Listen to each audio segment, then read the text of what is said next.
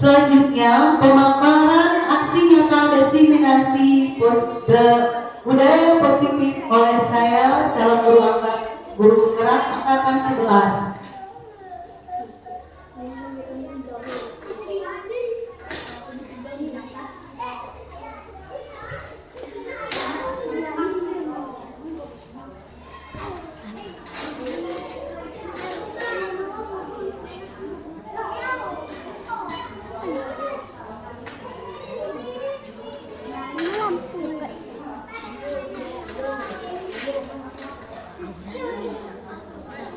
Assalamualaikum warahmatullahi wabarakatuh.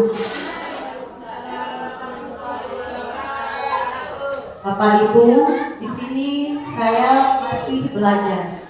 Apa yang saya dapatkan selama saya mengikuti modul-modul, selama mengikuti calon guru penggerak, ini akan saya sampaikan kepada Bapak dan Ibu guru. Pada hari ini saya akan memaparkan tentang aksi nyata diseminasi modul 1.4 budaya positif.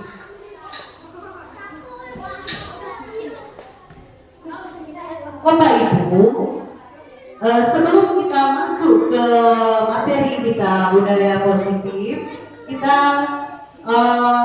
sebelumnya kita ingin mengetahui tujuan pembelajaran menurut Ki Hajar Dewantara. Bapak Ibu, menurut Ki Hajar Dewantara, tujuan pendidikan adalah menuntut segala kodrat yang ada pada anak, agar mereka dapat mencapai keselamatan dan kebahagiaan yang setinggi-tingginya, baik sebagai manusia maupun sebagai anggota masyarakat.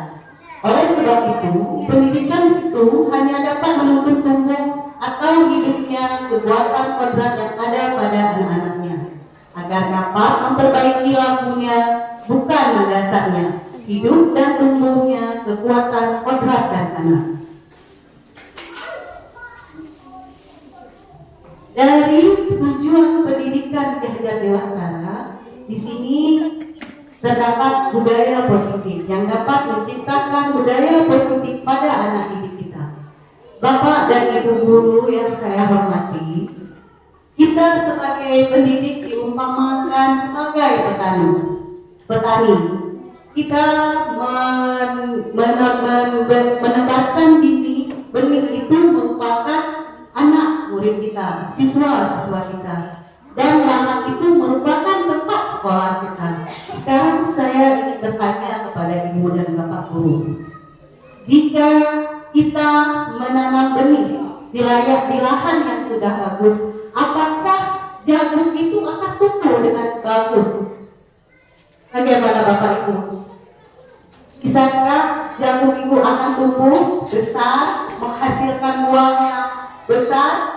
Bagaimana caranya agar bisa tumbuh jagung itu menjadi hasilnya sangat memuaskan, menjadi jagungnya sangat baik?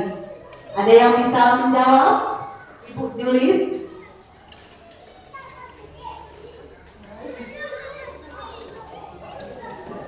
Jadi di sini ya, misalnya kayak mana caranya agar benih itu ya dapat menghasilkan benih yang unggul ya.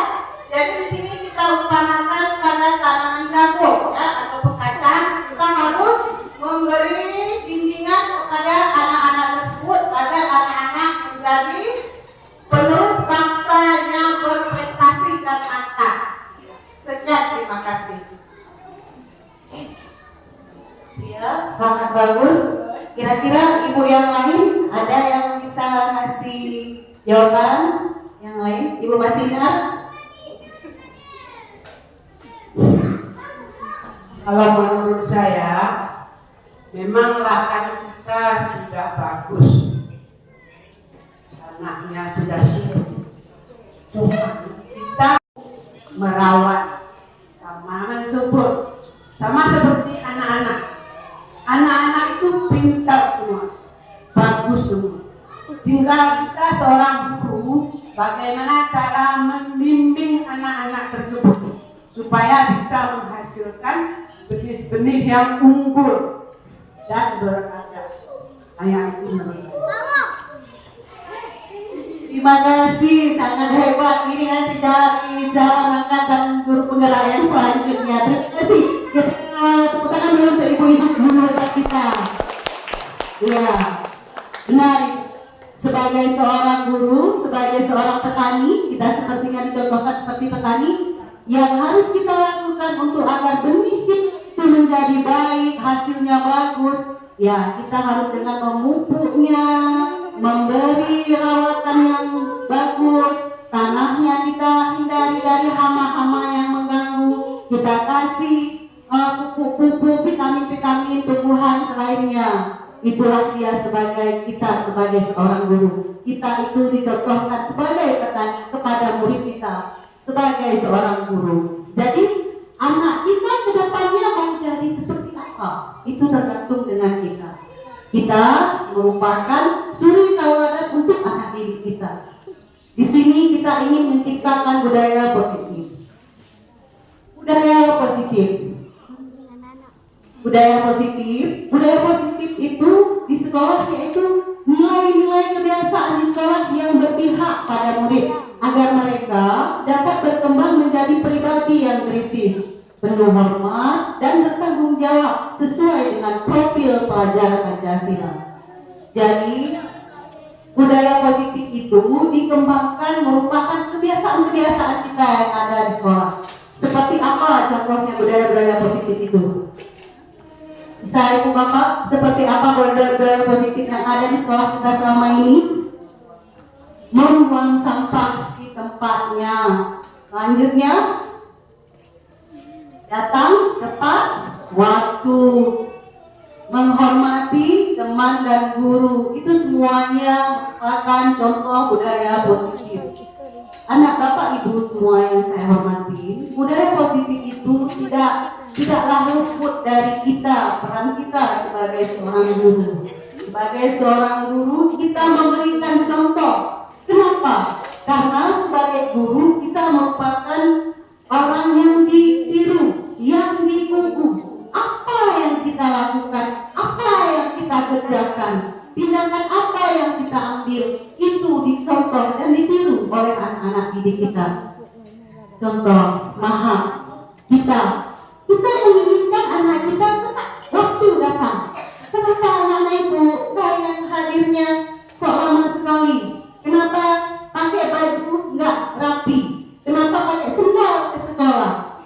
Kenapa udah jam masuk masih aja berdiri di depan pintu? Kenapa masih ada yang jajan? Udah ada lonceng berbunyi.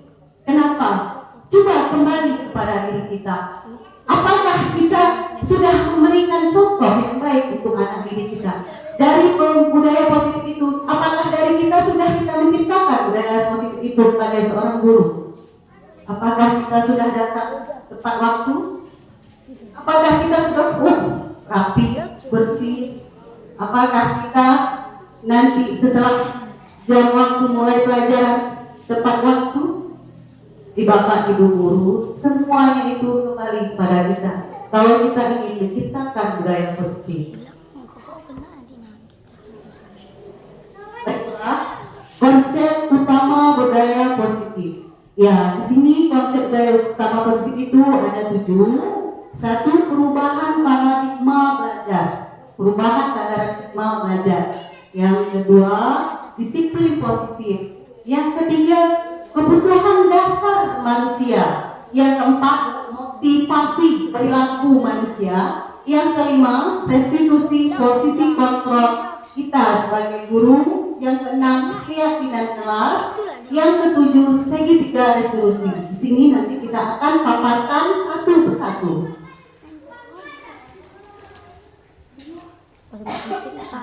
Ya, perubahan paradigma belajar.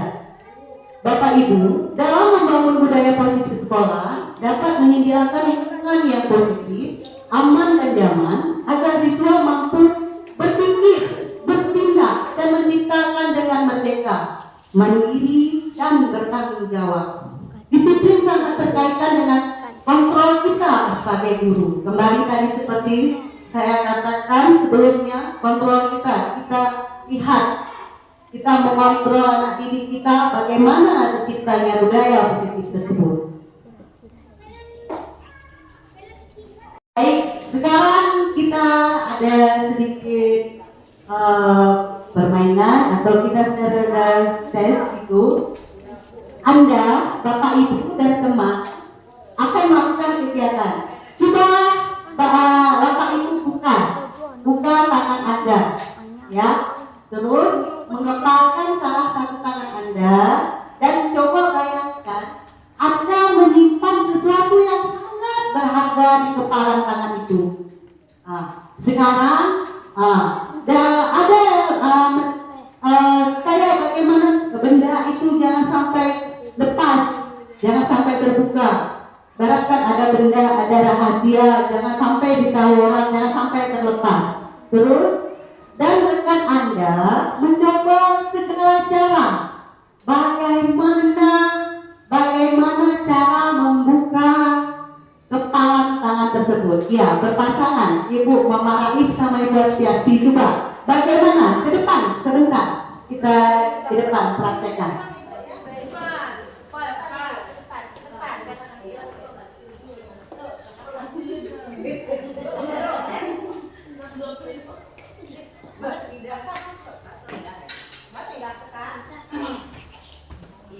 Sekarang tangan siapa Ibu yang mau digenggam? Oke, satu aja. Sekarang ini Ibu Mama Rais. Ibu Mama Rais ini guru senior yang jago nih menghafalkan mana.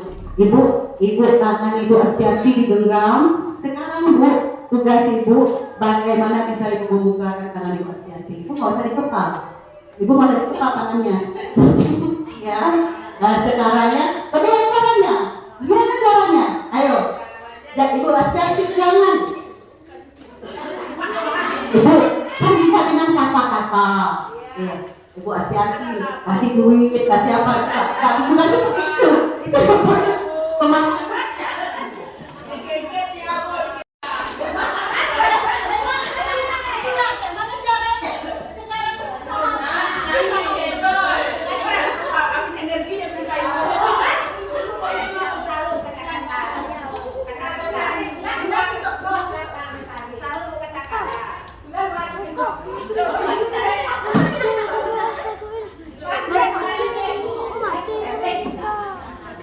Ya, sekarang Ibu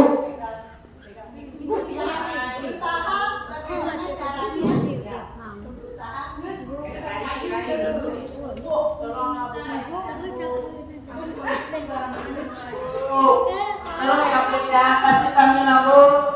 Kira, makasih ya Bu.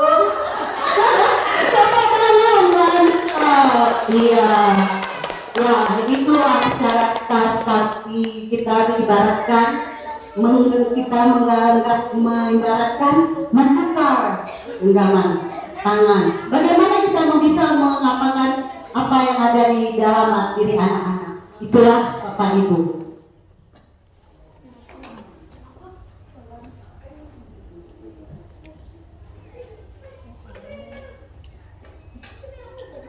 Ya, perubahan paradigma belajar, perubahan paradigma teori kontrol, ilustrasi kontrol Dr. William Lesser, ilusi guru mengontrol murid, ilusi bahwa semua pengobatan positif efektif dan bermanfaat, ilusi bahwa kritik dan membuat orang merasa bersalah dalam menguatkan karakter. Selanjutnya ilusi bahwa orang dewasa memiliki hak untuk memasak, seperti yang kita lihat, kita contohkan tadi ya Bapak Ibu. Disiplin positif, makna sebenarnya disiplin positif. Tunggu dulu, saya ingin bertanya lagi nih sama Bapak Ibu guru. Itu yang sudah tahu tentang disiplin positif. Ibu Mama Raisa.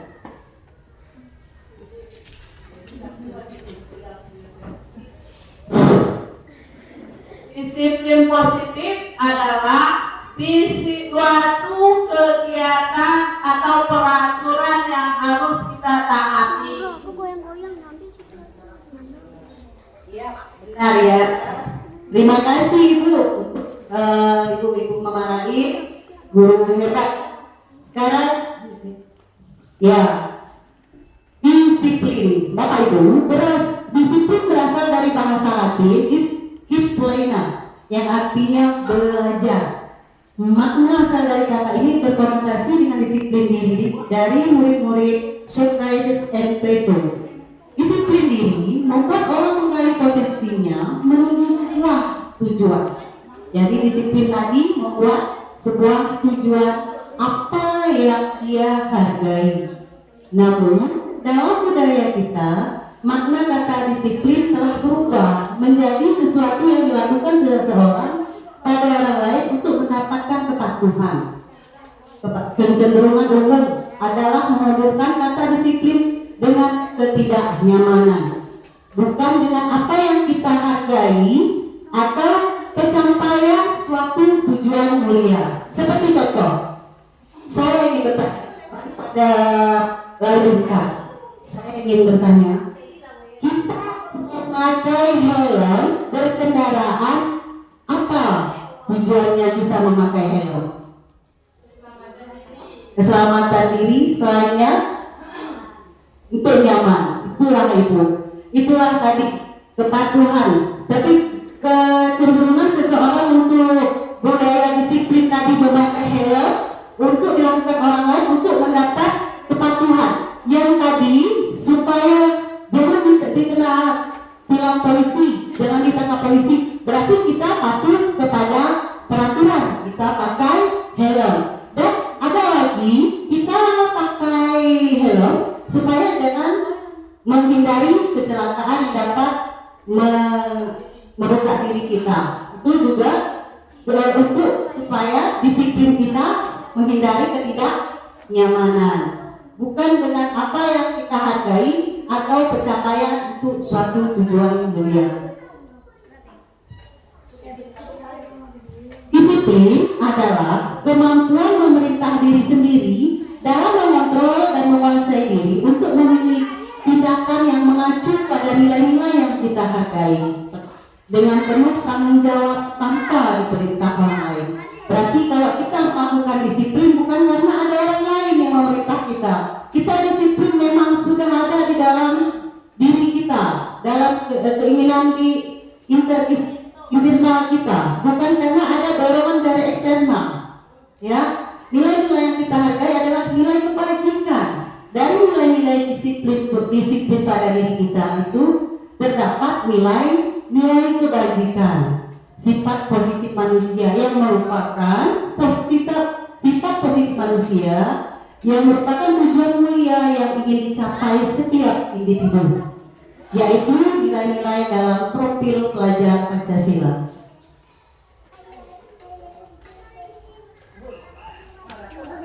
Bapak Ibu, sebagai manusia kita memiliki kebutuhan dasar manusia. Kebutuhan dasar itu merupakan realitas kebutuhan setiap orang berbeda. Kita harus berusaha memahami pandangan orang lain tentang dunia. Setiap orang memiliki gambaran yang berbeda. Ada kebutuhan dasar manusia, yaitu kebebasan, ingin dicintai, dasar manusia, cinta dan yang perlu diterima. Terus ya,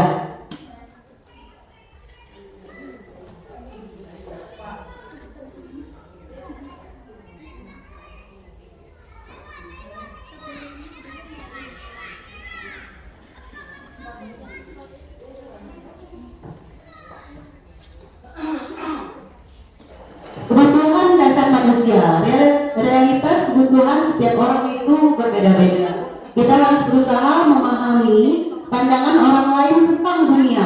Setiap orang memiliki gambaran yang berbeda. Ada di sini kebutuhan dasar manusia. Yang pertama yaitu cinta kasih, diterima. Terus itu penguasaan, kesenangan dan kebebasan.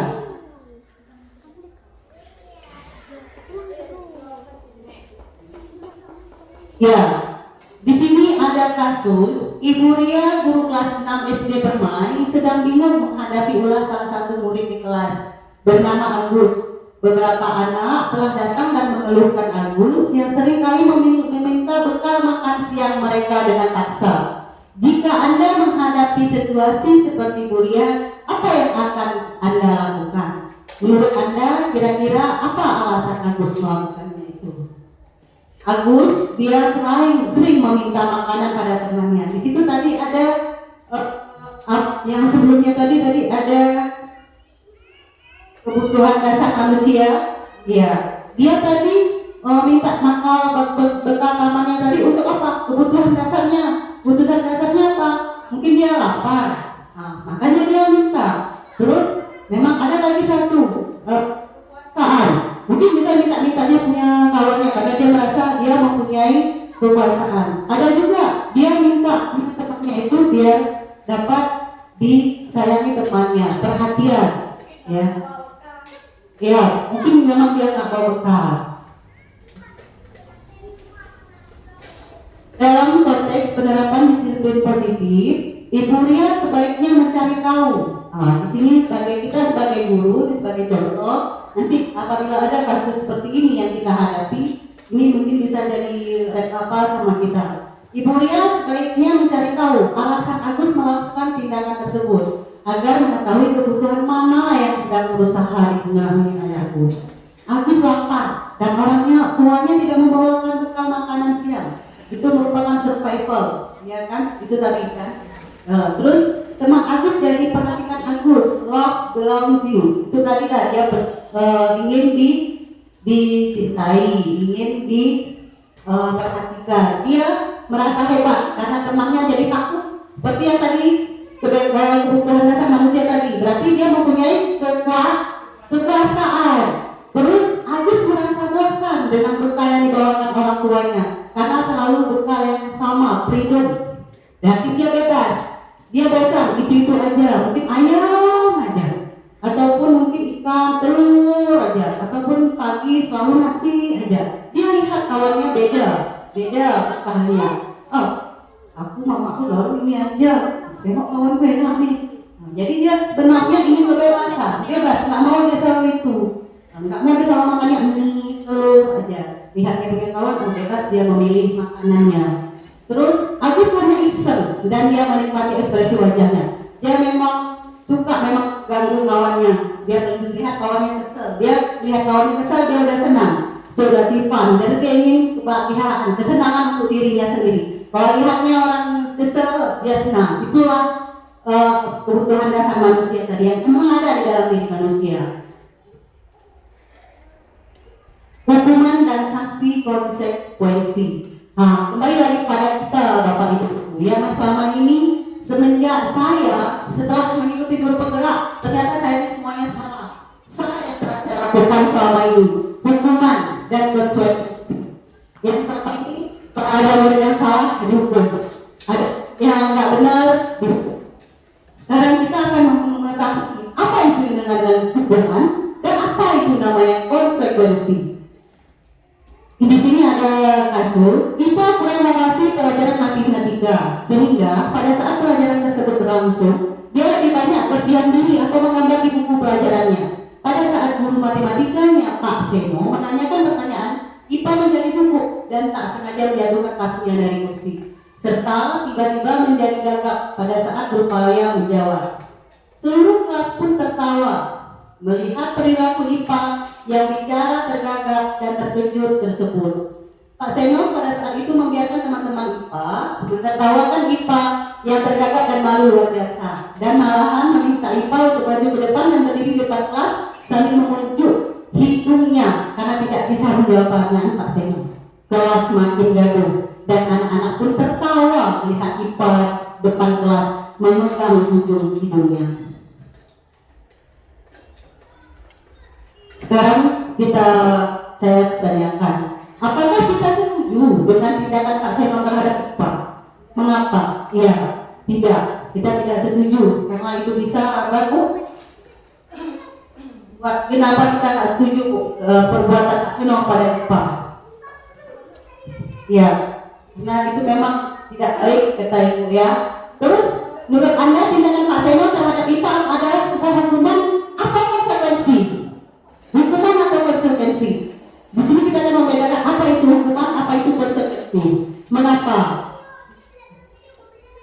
Ya, di sini ada namanya kehukuman, konsekuensi, dan restitusi. Hukuman sesuatu yang menyakitkan harus terjadi. Seperti kalau anak mengerjakan PR, kamu mengerjakan PR, dah, kamu lompat godok keliling lapangan, itu namanya hukuman.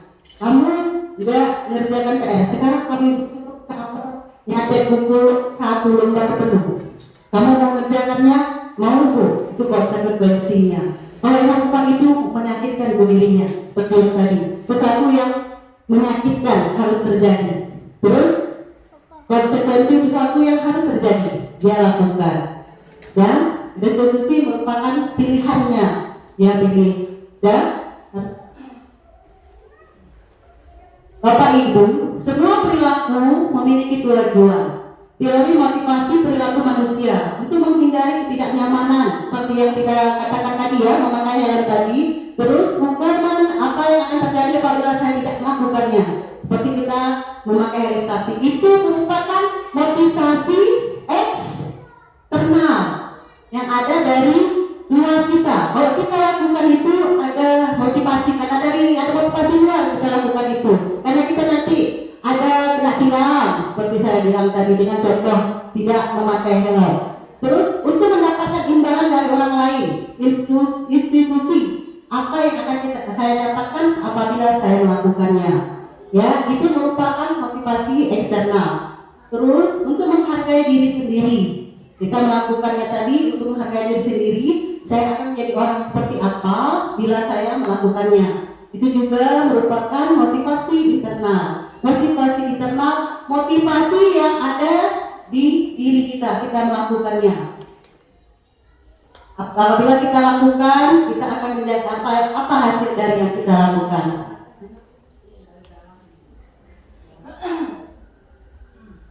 Sekarang mari berlatih. Ini saya tanya aja ya. Di sini ada pertanyaan. Apakah hukuman atau konsekuensi? Lari mengelilingi lapangan basket 2 kali karena terlambat hari ke sekolah, Bapak Ibu, itu hukuman atau konsekuensi? Hukuman, oke? Terus membersihkan coretan yang dibuatnya di meja tulis, itu hukuman atau konsekuensi? Konsekuensi, berarti tidak menghukum, suruh dia bersihkan. Terus murid diminta untuk push up 15 kali karena tidak menggunakan masker di sekolah. Hukuman, iya mantap. Terus menggantikan kertas tugas teman yang telah coret-coret. Konsekuensi, berjemur di lapangan basket pukul 12 siang karena mengobrol dengan teman. Hukuman, berdiri di depan kelas sambil mengangkat kaki 1 karena tidak bisa menjawab pertanyaan. Hukuman, oke, semua mantap, guru-guru hebat.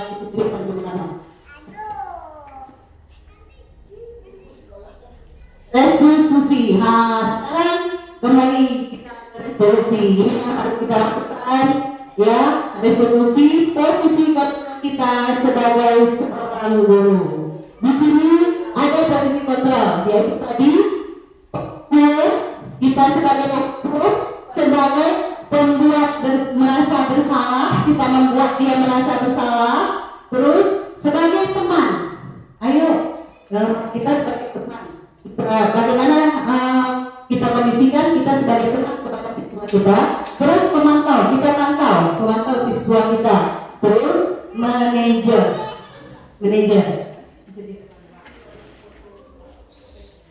Ya, sekarang ada posisi kontrol, ya. Sekarang ada pertanyaan. Saya kecewa sekali dengan kamu. Ibu kecewa sekali dengan kamu. Siapa yang mengatakannya itu adalah guru. Itu membuat orang itu, siswa kita merasa bersalah. Kalau kita buat gini dengan anak murid kita, saya merasa kecewa sekali dengan kamu. Itu posisi kontrolnya, membuat orang merasa bersalah. Kamu tidak pernah melakukannya ya?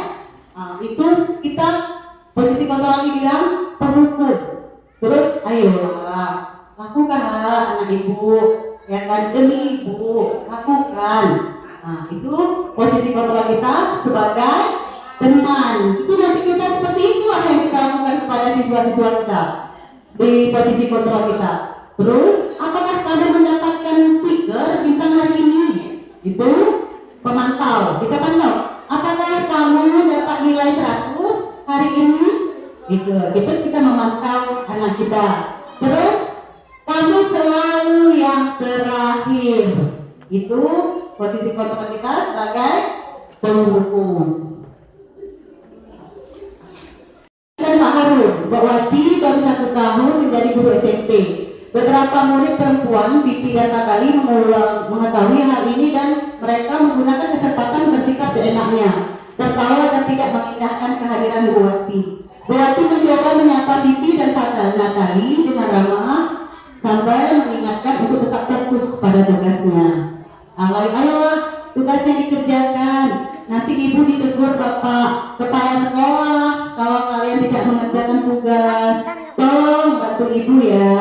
Itu posisi kontrolnya gimana tadi? Yang tadi? Yang ini tadi. Ayolah, tugasnya dikerjakan. Posisi kontrol tadi kan ada sebagai teman, ya kan? Sebagai teman. Ayo, kita bilang kepada murid kita, kerjakanlah nak, nanti ibu dimarahin Pak Gali, ya kan? Terus memang Bibi karena tadi mau ajari tahu. Ibu santai aja Bu, mereka tetap tidak mengerjakan tugas dan malah ngobrol.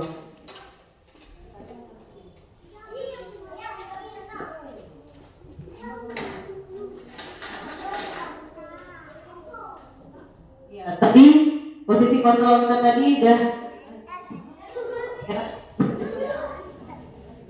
Ya, sekarang kita masuk keyakinan kelas. Bapak Ibu semuanya sudah tahu tentang keyakinan kelas. Kita sudah melakukan keyakinan kelas untuk siswa kita, ya kan? Keyakinan kelas. Keyakinan kelas Bapak Ibu adalah nilai-nilai kebaktian atau prinsip-prinsip universal yang disepakati bersama secara universal, lepas dari perbedaan agama, suku, negara, dan bahasa. Menurut dasar 1998, suatu keyakinan akan lebih termotivasi seseorang akan lebih bersemangat untuk menjalankan keyakinannya daripada hanya sekedar mengikuti peraturannya. Ya, budaya positif. Ya, di sini kalau untuk kita supaya menciptakan budaya positif, lingkungan belajar kita positif. Ya, ada keyakinan kelak, terus peraturan kelak. Peraturan. Ya, kalau membagikan buku ke tempatnya itu merupakan peraturan. Kalau keyakinan kelas, apa yang ada nilai kebajikannya dari kalau anak-anak mengatakan bawa bukunya ke tempatnya, apa yang ada nilai kebajikannya itu? Iya benar Ibu, tanggung jawab. Keyakinan kelas bersifat lebih abstrak daripada peraturan konkret. Keyakinan kelas serupa pernyataan universal. Pernyataan keyakinan kelas dibuat dalam bentuk positif. Ya, kita buat keyakinan kelas itu hendaknya tidak terlalu banyak dan sehingga mudah diingat dan dipahami. Keyakinan kelas sebaiknya sesuatu yang dapat diterapkan di lingkungan tersebut. Semua warga kelas itu berkontribusi dalam pembuatan. Jadi Bapak Ibu dalam membuat keyakinan kelas itu kembali lagi kita ibaratnya dari murid untuk murid. Dia yang membuat keyakinan itu dan dialah yang akan menjalankannya dari keyakinan tersebut. Dan ya, semua warga kelas ikut berkontribusi dalam pembuatan keyakinan kelas lewat kegiatan curah pendapat.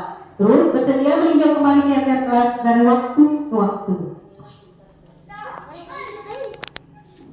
Ya. Sekarang kita masuk ke segitiga restitusi. Ya, segitiga restitusi proses menciptakan kondisi bagi murid untuk memperbaiki kesalahannya. Bapak Ibu, kalau ada anak yang membuat kesalahan, kita menggunakan segitiga restitusi ini dalam pemecahan masalah anak kita, sehingga mereka bisa kembali pada kelompok mereka dengan rangka yang lebih kuat melalui restitusi guru. Dalam restitusi ini, guru dapat membantu menjadi murid dan memiliki tujuan disiplin positif, serta memulihkan dirinya setelah berbuat salah. Dengan kita memakai segitiga restitusi tadi ini, terus membantu murid untuk jujur pada diri sendiri dan mengevaluasi dampak diri dari kesalahan yang dilakukannya. Selanjutnya, memberikan penawaran bukan paksaan. Ini ada segitiga restitusi, ya. Validasi tindakan yang salah, terus menstabilkan identitas dan menanyakan keyakinan. Seperti yang validasi, kita pertama kali kalau ada anak yang membuat satu kesalahan, kita validasi dulu. Validasi tindakan yang salah dari anak tersebut. Seperti contohnya, kamu punya alasan mengapa kamu melakukannya. Itu kita validasi tindakan anak itu namanya dasar. Terus kita kembali kepada anaknya, adakah cara yang efektif untuk mendapatkan apa yang kamu butuhkan? Misalnya dia mengulangi kesalahan. Terus yang itu menanyakan keyakinan. Dia kan tadi kita kan sudah membuat keyakinan kan? Anak-anak itu kan sudah ada yang membuat keyakinan di kelasnya. Kita tanyakan keyakinan. Nilai-nilai apa yang telah kita sepakati? Nilai-nilai keyakinan yang sudah dia sepakati, yang telah dia buat, apa yang harus kita sepakati?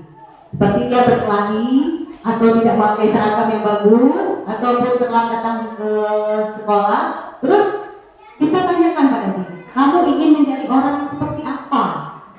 Itulah kita menguatkan keyakinannya. Dan yang keempat, menstabilkan identitas. Menstabilkan identitas ini kata lainnya, Ibu, setiap orang pasti melakukan, kita bilang mana anak, dengan dari dia melakukan kesalahan, kita bilang setiap orang pasti pernah melakukan kesalahan. Kamu bukan satu-satunya yang pernah melakukan kesalahan. Itulah disebut dengan menstabilkan identitas.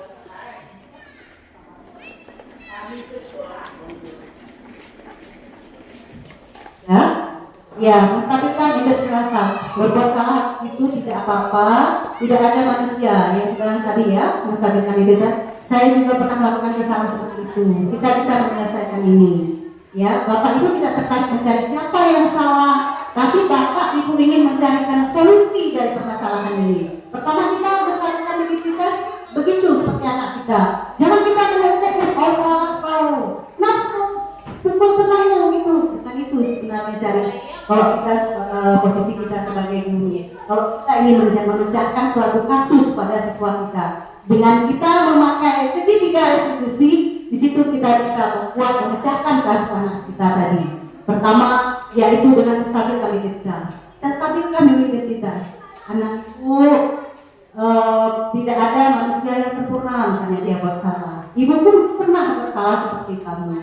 Jangan terus kita mengejar anak itu, kamu salah, kamu gini. Itu tidak boleh Bapak Ibu, kita sebagai guru. Kita nggak langsung bisa kau salah, kamu ini kenapa bandel kali? Karena saya perhatikan selama ini saya pun sebagai guru seperti itu. Ternyata setelah saya ikuti guru penggerak, itu yang saya lakukan salah. Makanya sekarang setelah saya memahami segitiga restitusi, barulah saya paham sebenarnya tidak seperti ini dalam kita memecahkan kasus-kasus yang ada pada anak kita. Kita memakai dengan segitiga restitusi, yaitu menstabilkan identitas. Berbuat salah itu tidak apa-apa, kita bilang sama anak kita. Kita bisa menyelesaikan ini. Bapak pun juga pernah salah seperti kamu. Kamu berhak merasa begitu. Itulah anak-anak Ibu. Terus validasi tindakan yang salah. Kita tanya sama dia, kamu pasti punya alasan. Kenapa kamu berbuat seperti itu? Kita tanya sama dia, kamu punya alasan.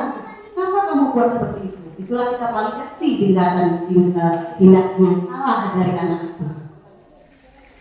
Lanjut. Nah, menanyakan keyakinan, kita kembalikan kepadanya. Kita tanyakan keyakinannya. Dia kan sudah ada keyakinannya. Kalau dia berantem, yang dia pasti sudah melanggar keyakinan kelasnya kan? Berarti tidak menyayangi temannya. Kalau dia terlambat, dia tidak disiplin. Itu kan keyakinannya sama dia yang buat. Terus kita tanya keyakinannya. Apa yang kita percaya sebagai kelas atau keluarga? Apa nilai-nilai umum yang kita telah sepakati? Nilai-nilai yang telah kita sepakati yang dia telah buat di kelas, yang tidak datang terlambat, yang tidak berkelahi, kita tanya pada dia, ya kan? Terus kita tanya lagi keyakinannya. Kalau kamu berbuat salah ini, ibu tanya, kamu mau menjadi orang yang seperti apa? Jadi dia nanti kita kembali kepada diri dia. Oh iya, aku udah salah. Berarti dia pun dekat merubah dirinya menjadi lebih baik. Kembali lagi kepada teman-temannya dan dia berubah menjadi yang lebih baik.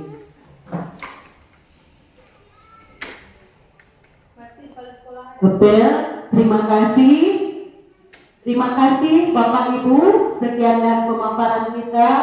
Mudah-mudahan Bapak Ibu apa yang telah saya paparkan ini dapat kita aplikasikan di sekolah, di kelas kita. Kita dapat membuat sekolah kita menjadi lebih baik. Di sini Bapak Ibu, adakah yang ingin bertanya atau memberi masukan kepada saya?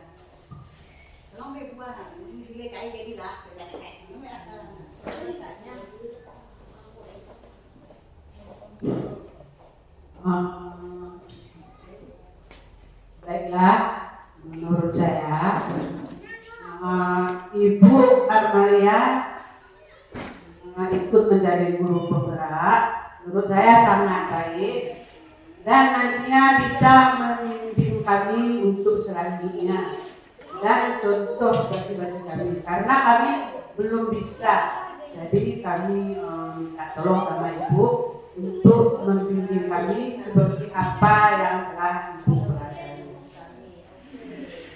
Itu kepada saya. Assalamualaikum warahmatullahi wabarakatuh.